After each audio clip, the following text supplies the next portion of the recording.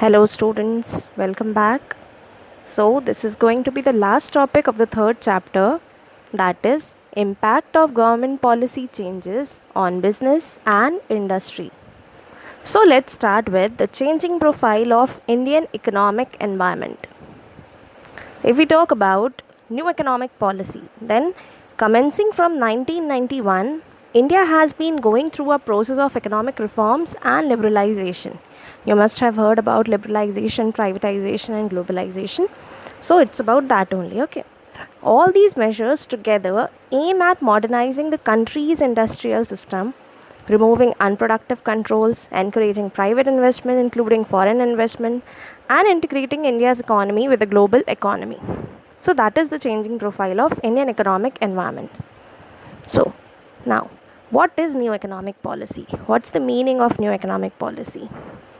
You can say that it comprises various policy measures and changes that were introduced since 1991. There is a common thread running through all these measures, and the objective is simple, that to improve the efficiency of mechanism involving multitudes of controls, capacity, and the reduced competition in the private sector as well. And the thrust of new economic policy, it is towards creating a more competitive environment in the economy as a means to improving the productivity of the system. Okay, so now let's see what are the main features of the new economic policy. The first one, if we talk about, it is promotion of exports and substitution of imports. So, with a view to importing or promoting exports, policy of granting concessions and exemption from taxes and other facilities was adopted.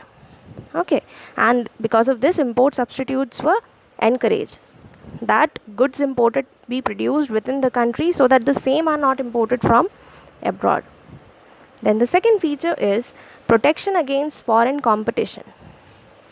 In order to protect domestic industries against foreign competition, several measures were adopted, like high rates of import duty on foreign goods or quantitative restrictions. Okay. Then the third one is mixed economy. As the name is only suggesting, under this, both public and private sector work together. Okay, you all know what is public and private. Public, it is owned and managed by the government, whereas the private, it is managed and owned by the private individuals. And the last feature is fiscal policy. What is it now? It refers to revenue and expenditure policy of the government. In order to meet government expenditure, new taxes were imposed and deficit financing was adopted, and also the public borrowing was restored. Now let's see what was the need for the new economic policy, why it was introduced. During the period of planning, public sector has been assigned crucial role, and the private sector was controlled by government to a large extent. So these industries and trade were subjected to several restrictions. Okay, and as a result of all this, by the end of June 1991, India was in the acute economic crisis. Okay, foreign reserves, they were also scarcely sufficient to finance imports for 2 weeks. Fresh foreign loans were not available. Large amounts were withdrawn from the non-residents accounts. All these things were happening. So significant changes were taking place at international level. So what happened then? Socialistic economies were heading for competition and privatization, and then the several factors accounting for it.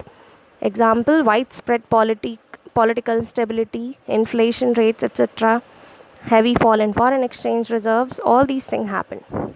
So new economic policy was needed to remove financial disequilibrium, to control price rise, to correct balance of payment disequilibrium, and to replenish foreign exchange reserves.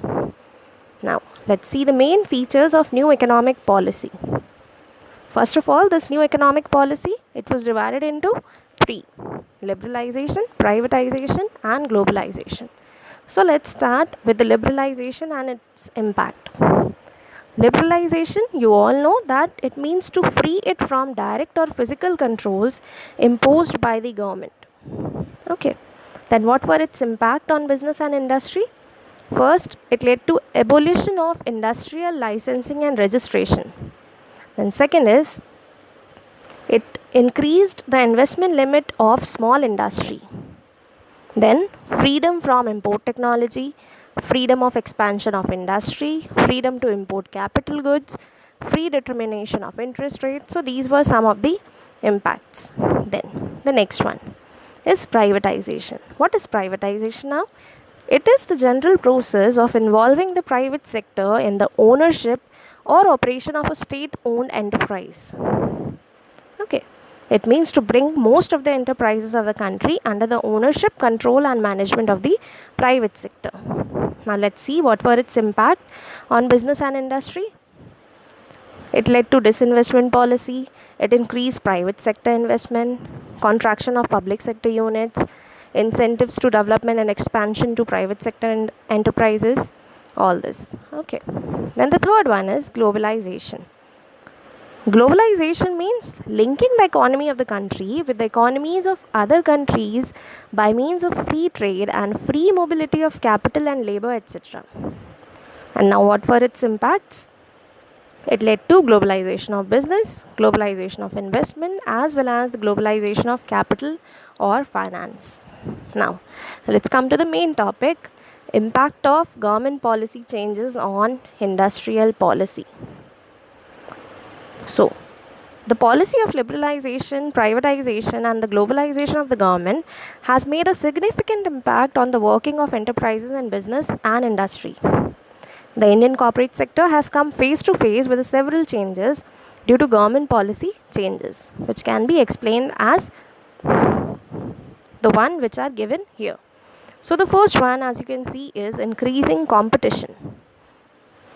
As a result of changes in the rule of industrial licensing and entry of foreign firms, competition for Indian firms has increased, especially in the service industries like telecommunication, airlines, banking, insurance, etc., which were earlier in the hands of public sector. Then the second one is more demanding customers. As a result of economic reforms, the customers today have become more demanding because they were well informed.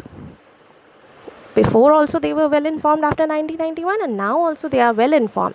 So increased competition in the market gives the customer a wider choice in purchasing better quality of goods and services. And the third one is rapidly changing technological environment. As compared to the other factors, increase in competition and forces the firms to develop new ways to survive and grow in the market. So new technological development make it possible to improve machines, process, product and services. Then necessity for change. So before the implementation of these new economic policy, the business were not, you can say they were more stable. Okay. So after 1991, the market forces have become turbulent, as a result of which the enterprises have to continuously modify their operations. Then the fifth one, need for developing human resources.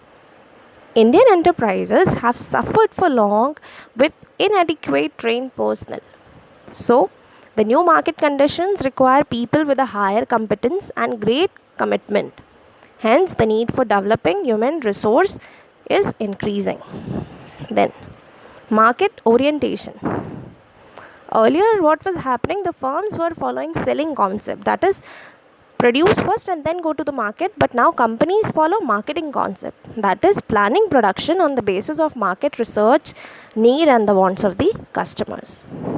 And the last one is loss of budgetary support to the public sector. So as a result of economic reforms, the importance of public sector has declined. This is because of reduction in the budgetary support by the government to the public sector. And these days you can say the public sector have clearly understood that in order to make their development possible and to remain in the market, they shall have to create their own resources. Now let's see what you can conclude from this. The conclusion from all this is, in today's business environment, a businessman can survive and remain in the market only by the first one, appointing qualified professionals. Second, adopting the latest technology. keeping in the mind the global competition. Third, by building a brand image in the minds of the customer. And then the fourth one, by understanding the requirements and the needs of the customers and always trying to satisfy the customers. And the last one, keeping the employees satisfied by paying them fair compensation. So here the chapter ends. Thank you.